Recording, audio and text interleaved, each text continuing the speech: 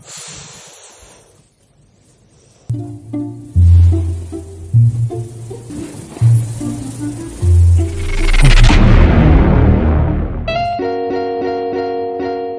geng, selamat datang kembali di channel Om Bigos. Di video kali ini, Om Bigos akan menceritakan alur lengkap dari sebuah film berjudul Amuse. Kalau kemarin Om Bigos udah bahas film yang dibintangi sama Babang Gong Yoo, kali ini Om mau bahas sebuah film yang dibintangi sama pasangannya Gong Yoo di Drakor Goblin. Ya, siapa lagi kalau bukan Kim Go Eun. Sebelum terkenal seperti sekarang, Go Eun memulai debutnya dalam film Amuse bersama aktor Park Hae Il. Amuse sendiri bercerita tentang kisah cinta antara seorang kakek tua dengan seorang gadis SMA. Nah, buat kalian yang penasaran, rilekskan pinggul kalian, duduk santai, dan Om puter dulu intronya.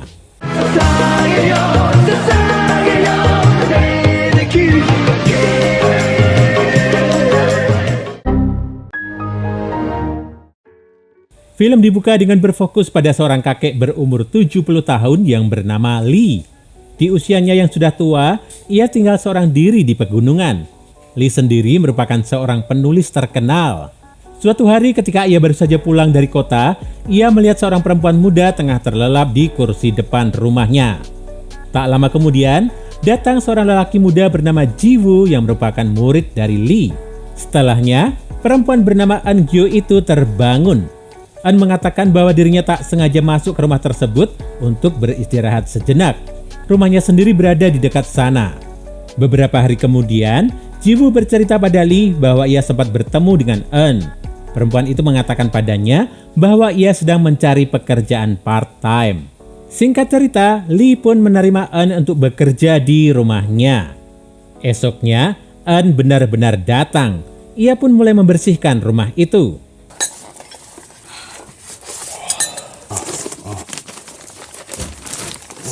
Suatu malam, Eun yang basah kuyup karena hujan, tiba-tiba saja datang ke rumah Lee. Eun meminta izin pada Lee untuk menginap di rumahnya.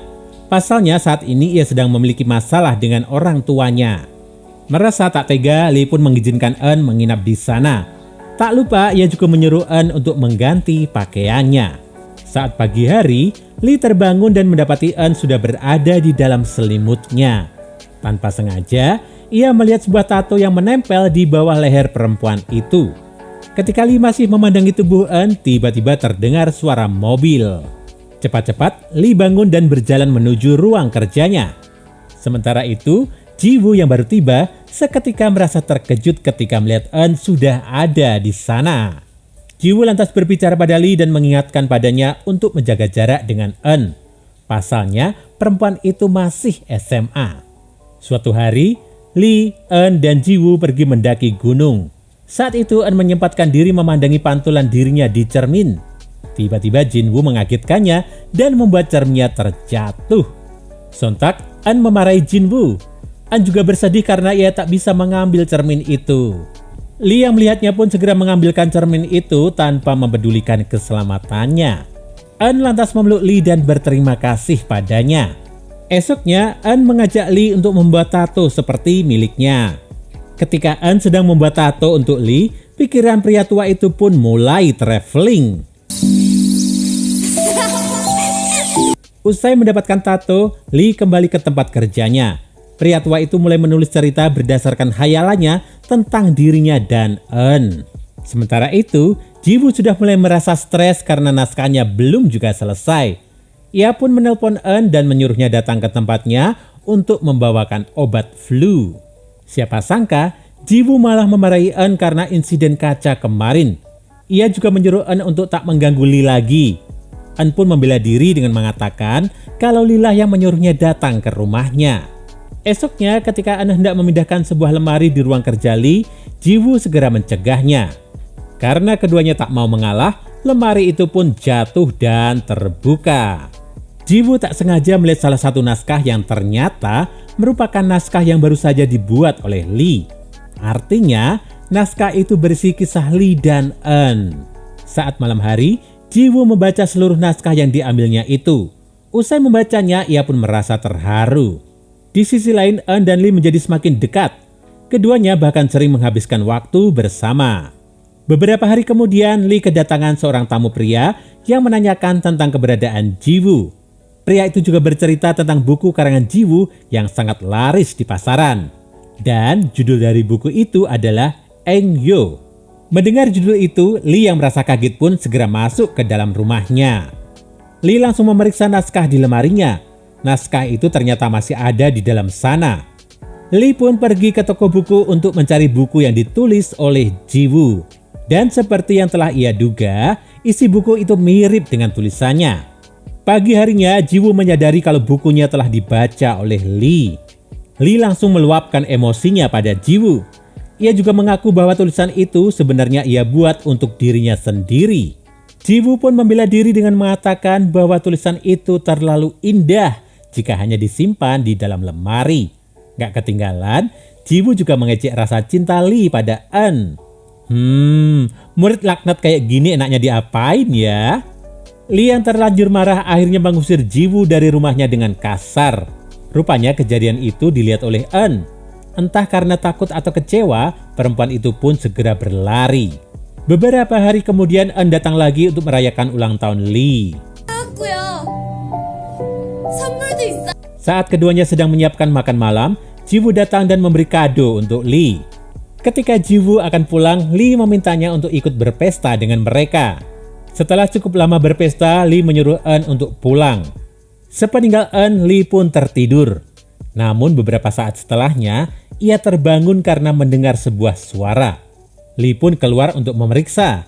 Ternyata Eun dan Jiwoo sedang berada di ruang kerjanya. Lee lantas mengintip dari luar. Dan betapa terkejutnya Lee ketika melihat Eun dan Jiwoo sedang bercocok tanam. Duh, gak tahu diri banget ya. Bisa-bisanya push rank di rumah orang. Lee pun memutuskan untuk merenung di dalam mobilnya. Kemudian ia mendapatkan ide untuk melonggarkan ban mobilnya. Esoknya ketika Jiwoo akan pulang, ia mendapati ban mobilnya kempes. Ia pun menggunakan mobil milik Lee. Namun karena ulah Lee semalam, mobil yang dikemudikan Jiwoo pun oleng. Tapi untungnya Jiwoo masih selamat.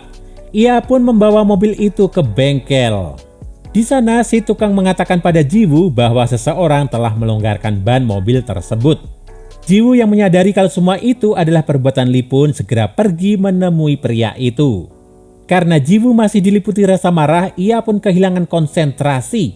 Alhasil mobilnya menabrak mobil di hadapannya. Kecelakaan itu membuat dirinya tewas seketika. Beberapa hari kemudian, Eun pergi ke toko buku dan menemukan buku yang diterbitkan oleh Jiwoo. Ia pun menyadari kalau buku itu bercerita tentang dirinya dan Lee. Eun pun memutuskan pergi ke rumah Lee. Tapi di sana ia malah mendapati rumah itu dalam keadaan berantakan. Di lantai juga tergeletak banyak botol anggur. Kemudian ia menemui Lee yang ternyata sedang berbaring di ruang kerjanya. Eun mengatakan bahwa ia telah membaca buku itu.